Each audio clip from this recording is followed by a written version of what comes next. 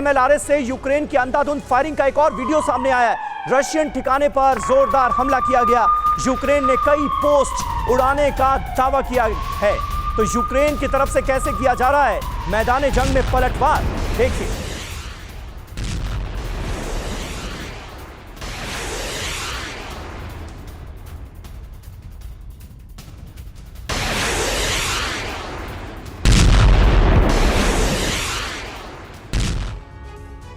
और इस बीच Russian Dumas chief का सनसनीखेज बयान सामने आया है। यूक्रेन के खिलाफ एटमी हथियारों के इस्तेमाल के दिए गए संकेत, ज्यादा विध्वंसक हथियारों के इस्तेमाल की बात कही गई है।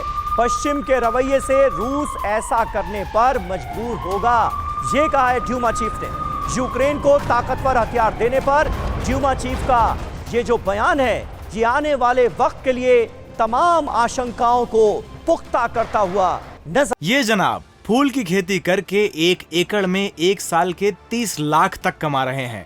आपको भी ये करना है तो फ्रीडम ऐप को अभी डाउनलोड कीजिए। आ रहा है फिलहाल।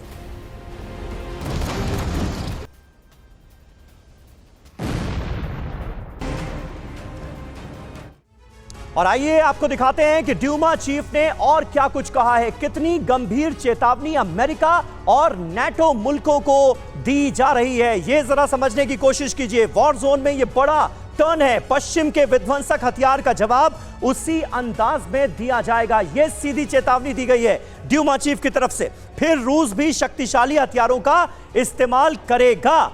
एटमी हथियारों की एक तरह से वो धमकी देते हुए फिर नजर आ रहे हैं। यूक्रेन को और ज्यादा हथियार देना बहुत विनाशक साबित होगा। पश्चिम का यह फैसला युद्ध को एक नए लेवल पर लेकर चला जाएगा, यह सीधे सीधे उन्होंने चेताया है।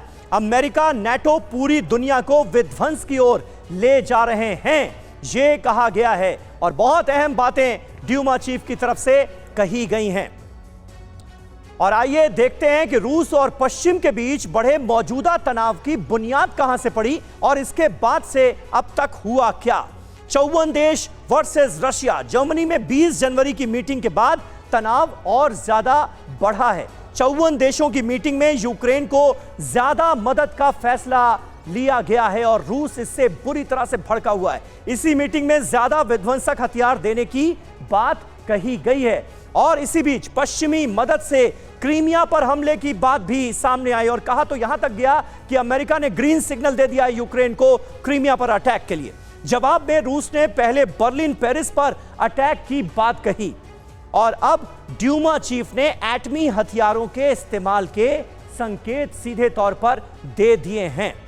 मनीष झा हमारे साथ लगातार बने हुए हैं। मनीष, ये हो क्या रहा है?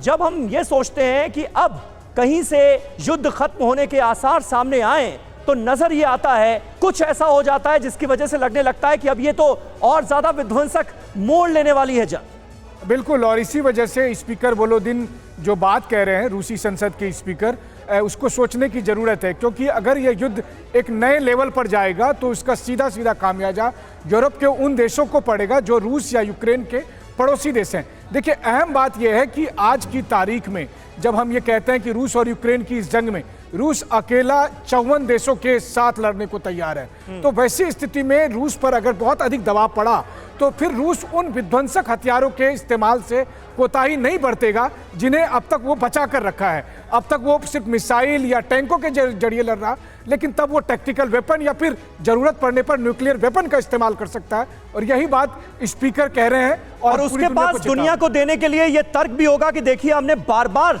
चेताया था, बार बार वार्निंग दी थी, लेकिन उसके बावजूद भी यूक्रेन और वेस्ट कंट्रीज माने नहीं। जी हाँ, बिल्कुल। देखिए, और इसी वजह से जब रूसी स्पीकर ये बात कहते हैं या फिर मेदवेदेव ये बात कहते हैं या गाए बगाए प्रेसिडेंट पुतिन भी ये कहते हैं, तो एक बार के लिए पूरी दुनिया को भी ये सोचने की जरूरत है कि अगर ये युद्ध और अधिक बढ़ता है, और क्योंकि रूस के पास हारने का विकल्प नहीं है, तो और वैसी स्थिति में जब रूस के पास हजारों न्यूक्लियर वेपन है, तो आप सोचिए कि रूस फिर उन न्यूक्लियर वेपन का कब इस्तेमाल करेगा अगर रूस हारने की नौबत में आती है तो। ये जनाब फूल की खेती करके 1 एकड़ में 1 साल के 30 लाख तक कमा रहे हैं। आपको भी ये करना है तो फ्रीडम ऐप को अभी डाउनलोड कीजिए।